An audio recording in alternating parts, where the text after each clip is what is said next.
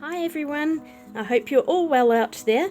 Today I'm going to be taking a look at these dual tip marker pens by Primrosia. It's a set of 60 and they are watercolor brush with fine tips on either end. And they look like that when I open them. So yeah, they are packed full and I'm really excited to use these. These are the pens that I got for my birthday.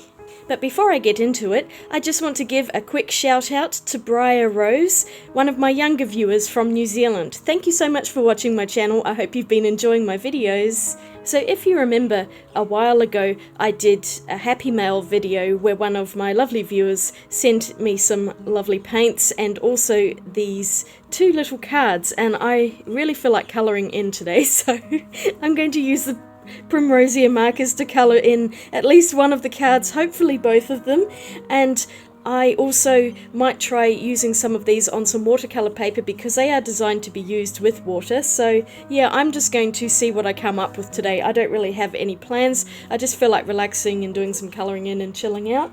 And this koala card is just too adorable, so I really need to colour this one in. And speaking of koalas, when I was out at the shops the other day, I found this adorable little book. It is a colouring book supporting charities for caring for koalas. So as you remember, last year and early this year, we had the devastating bushfires around not far from where I live, and someone released a colouring book and the proceeds go to helping the wildlife.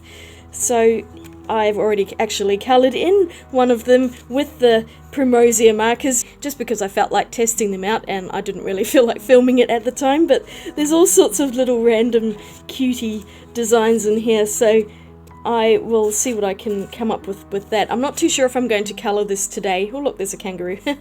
But I just thought I would show you this little book that I found because I just thought it was just so cute. Fall in love with koalas. I'm already there.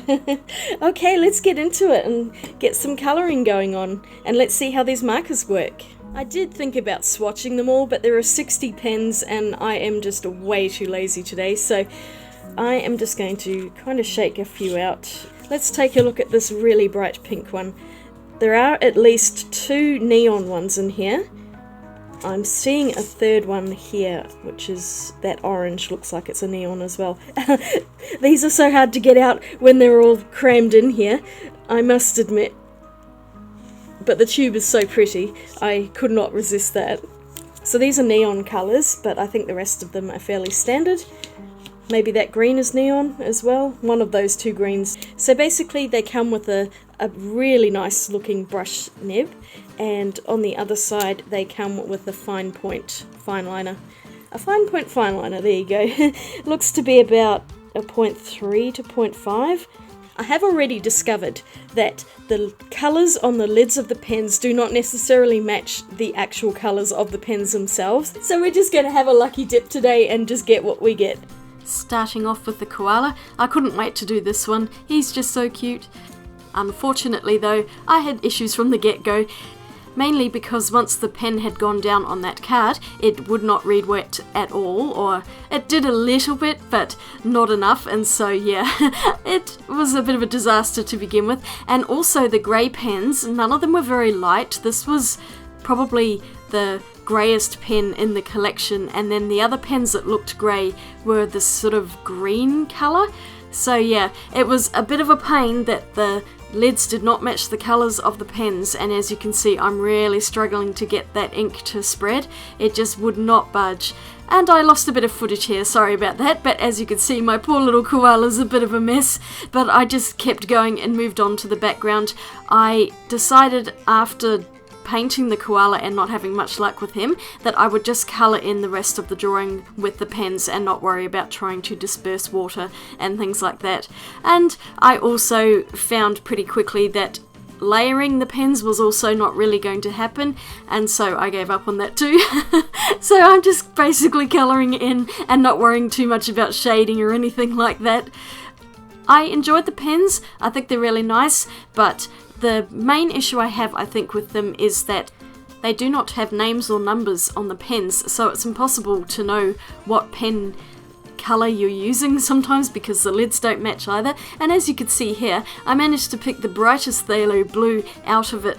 There were a couple of lighter blue shades, but I just took a fancy to this one until I started drawing with it and then realised that it was just so bright and so blue. And you can see there is a bit of patchiness there, but I really didn't want to go over it again because it would just make it darker and darker. So I just kind of left it there and kept going around.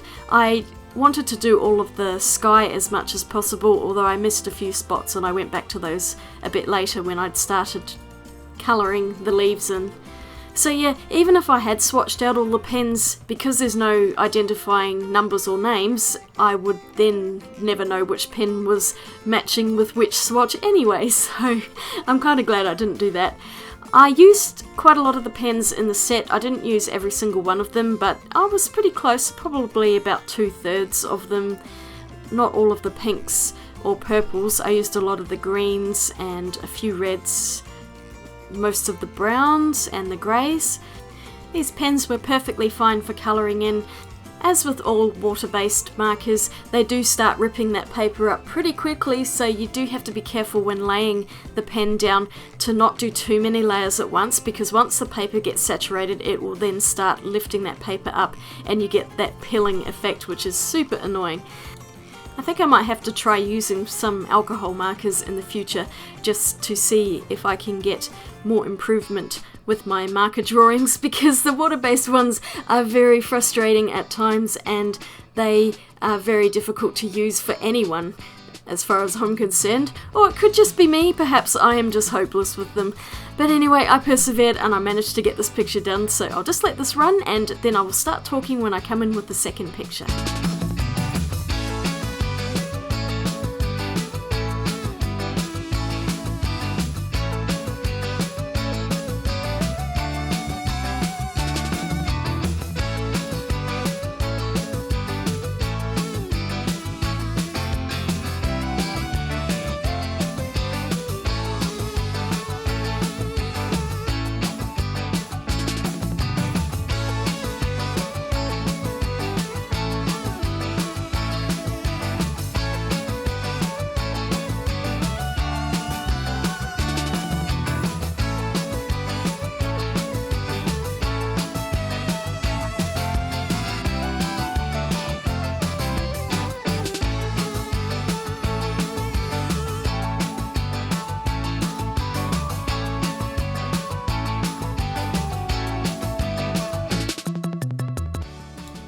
Here we go again with the second one.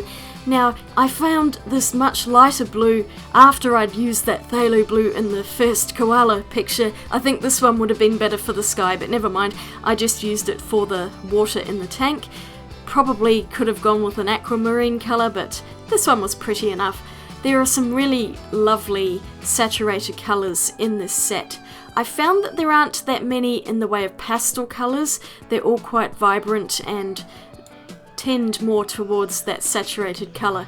Here I'm using the fine liner side of it to colour in some of the smaller details. I switched between brush pens and fine liners for this one.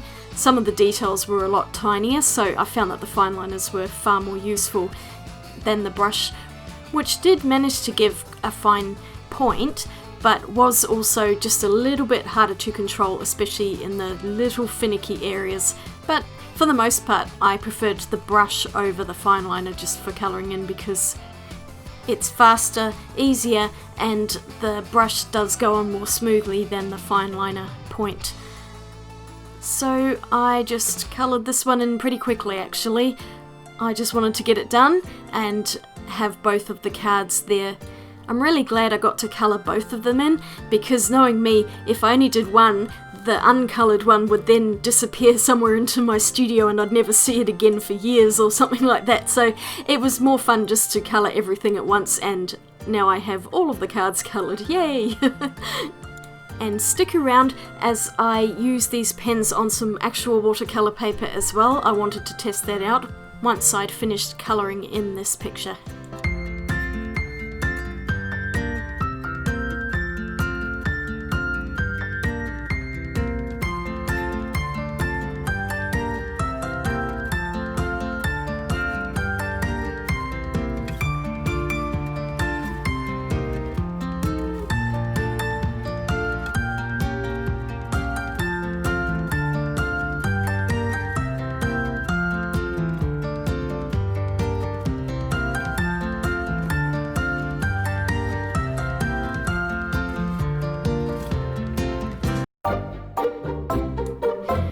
Okay, so here I am copying out one of the cute little pictures that's in that colouring book. I was going to colour in the book, but then I thought, nah, I'm a bit too tired and can't be bothered. So I copied the picture out and I thought I would just use the outline and then colour in the koala a little bit more realistically. So I went in with that greenish grey pen and the dark grey pen, and what I wanted to see here is if they would dilute out with water more easily, and they kind of did not work very well at all on this paper either. This is cotton paper. I'm wondering if cellulose paper might work better, but yeah, it wasn't very good and it was a bit of a disaster. I really wanted to chuck this out right around here, I think, and there were a couple of other times where I just thought, oh, you know, can I please just give up on this drawing? But I persevered and I did finish it, although it did not turn out how I expected it to, that's for sure.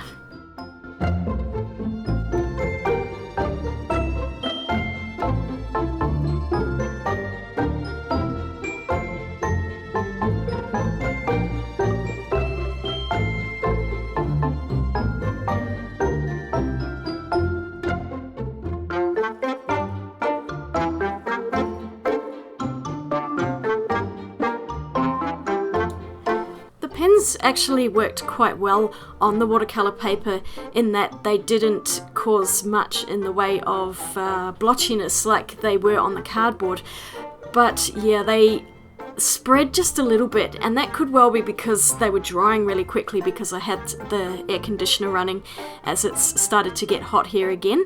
And so what I did for the background is I got that phthalo blue and I coloured it onto a glass coaster and then used it like watercolour paint, as you can see here. That worked really well and I got a nice smooth finish. I don't know what happened there on the branch. It must have got some water because I took a break and when I came back there was this big water blotch, so I had to cover all of that.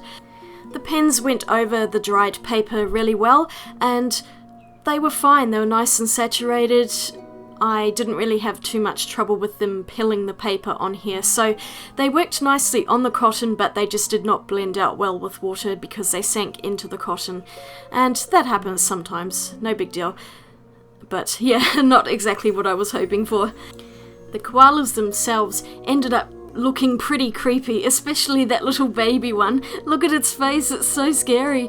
And what I realised I'd actually drawn were not so much koalas as their far rarer but more deadly cousin, the drop bear. Now drop bears, or Thylactus plumatus as is their scientific name, are a lesser known species that are kind of related to the koala. In spite of the name, they are not actually bears, they are marsupials like koalas.